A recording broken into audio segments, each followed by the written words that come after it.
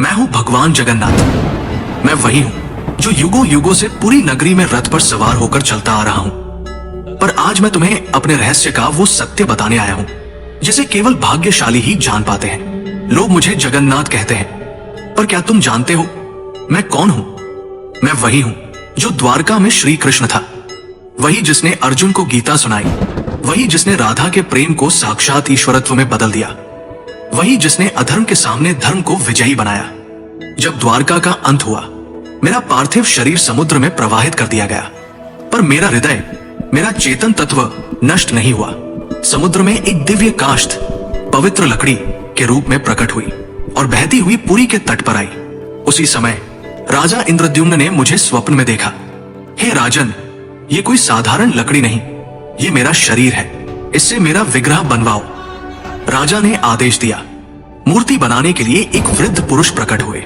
उन्होंने कहा, इन्हें गुप्त रूप से बनाऊंगा, कोई द्वार मत खोलना। वो कोई और नहीं, स्वयं विश्वकर्मा थे। जब मूर्तियां बन रही थी, रानी की चिंता बढ़ी।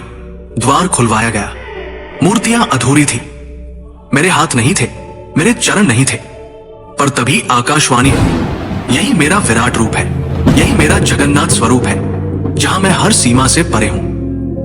जो मूर्ति नहीं, चेतना है, जो धर्म का रक्षक है। राजा ने मेरे उस दिव्य हृदय को मूर्ति में प्रतिष्ठित किया। वो हृदय जो श्री कृष्ण रूपी मेरी चेतना का केंद्र था, वो आज भी मेरी मूर्ति में वास करता है। हर 12 से 19 वर्षों में जब मेरी मूर्तियां बदली जाती हैं, उस हृदय को गुप्त रूप से नव विग्रह में स्थापित किया जाता है। कोई उसे देख नहीं सकता, कोई उसका वर्णन नहीं कर सकता, क्योंकि वो हृदय भौतिक नहीं, दिव्य है।